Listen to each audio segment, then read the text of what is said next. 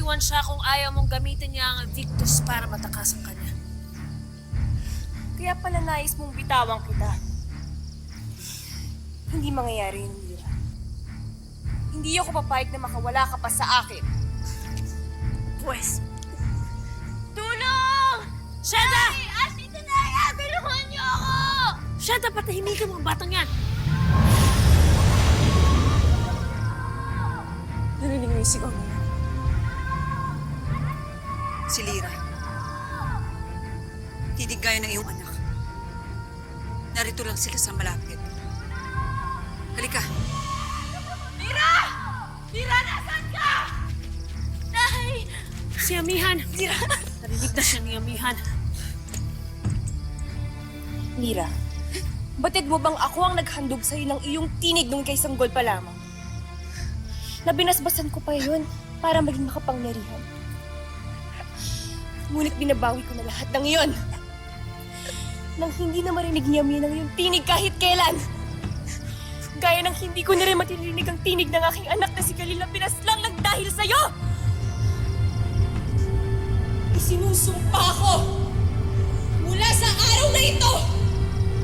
Tatakasan ka na ng binasbas ko sa iyong magandang tinig!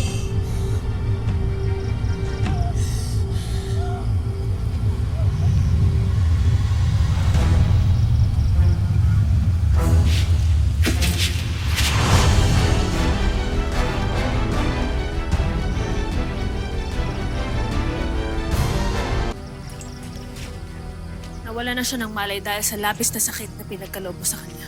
At yun nga ang ibig kong mangyari sa kanya, Pirena. Ang mahirapan siya at magdusa.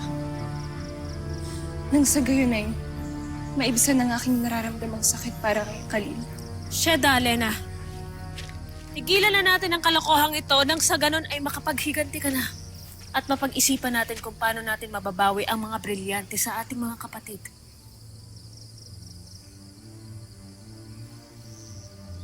Paslangin mo na si Lira. Hindi ko maaaring gawin na yun, Pirena. Dahil binasbasan siya ni Danaya noon. Kaya walang sino man na makakapaslang kay Lira. Kala ko'y laban lamang sa akin ng basbas. Si Danaya palang may gawa noon. Kaya naman pala. Kung ganun ay bakit mo pa siya binihag? Upang mailayo siya kay Amihan. Para maramdaman niya kung gaano kasakit mawala ng isang anak. Tayo na, Pirena. Maghanap tayo ng mapagkukulungan ni Lira. Efe bueno, Veshka! Mata!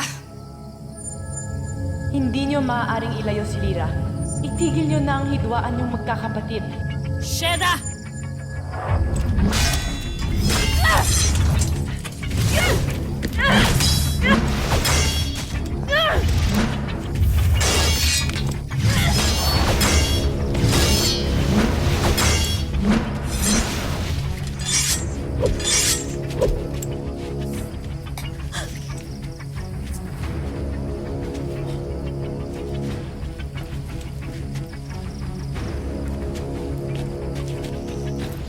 Alena, batid ko ang sakit sa kalooban mo. Ngunit huwag mong isisi ito kay Lira. Wala siyang kasalanan. Sheda! Pirena! Pirena, si Lira! Nakatakas siya!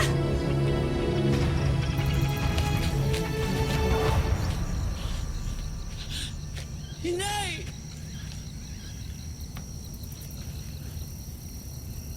Anong nangyari sa boses ko? Pangit niya si Alena ang boses ko. Nay! Nasaan kayo, Nay?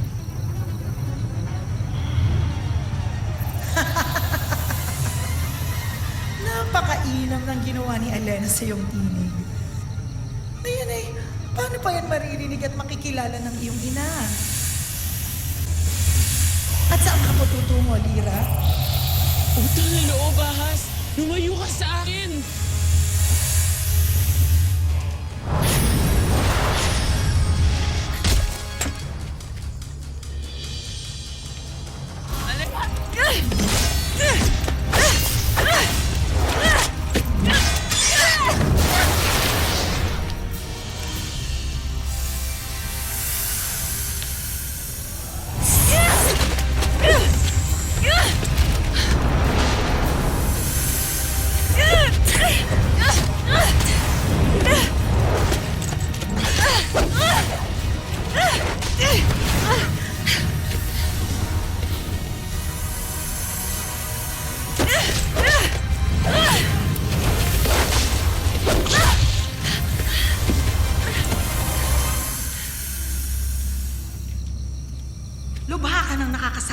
diwata. Panahon na upang tanggalan kita ng kakayahang makakita. Nang sa gayon, ay hindi ka na makatulong pa sa mga mahal mong diwata.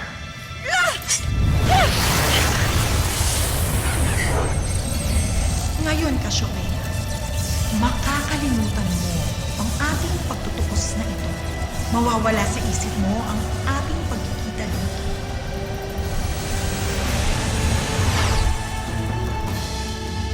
Bumalik ka na sa iyong lungga na parang hindi mo kami nakikita.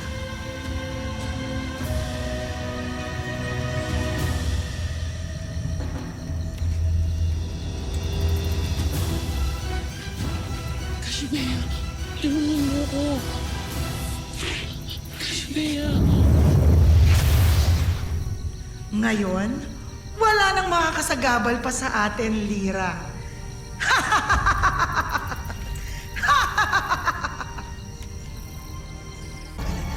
Hindi ako ang papas lang sa'yo, Lyra. Lalo't matutupad pa rin ang propesiya. Kaya ihahanda kita para sa muling pagbabalik ng inuhulang papas lang sa'yo sa nalalapit na panahon. Ngunit, hindi ka na dapat makabalik pa sa iyong ina. Hindi na dapat pang makilala. Maging ang kaaya-aya at napakaamo mong mukha. Kaya gaya ng iyong tinig, ay dapat na rin itong magbago!